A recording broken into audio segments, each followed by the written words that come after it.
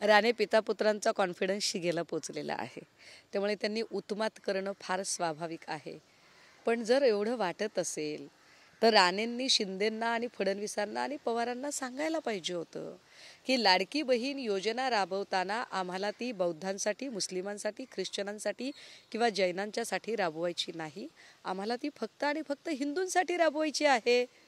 म्हणजे तुम्हाला पुढचं सगळं बोलणंच खुंटलं असतं. अमुक एका धर्मियांच्यासाठीच आमची योजना आहे हे जर तुम्ही निवडणुकीआधी स्पष्ट केलं असतं तर निवडणुकीच्या नंतर तुम्हाला एवढे ॲलिगेशन करायला स्कोपच राहिला नसता.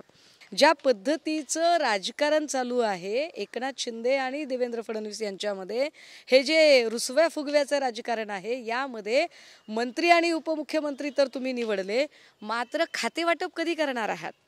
आम्ही गृह खातं म्हणून कुणाला प्रश्न विचारावे? त्या खात्यांवर बोलायचं सोडून याचा आमदार आम्ही घेणार, त्याचा आमदार आम्ही घेणार.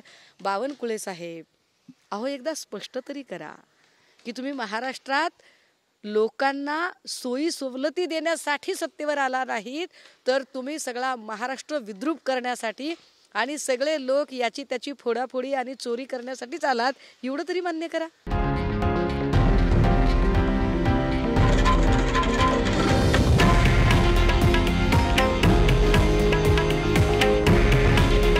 हे आहे देशातील नंबर 1 न्यूज नेटवर्क आणि आपण पाहत आहात TV9 मराठी. काळजी तुमची, हित महाराष्ट्राचं.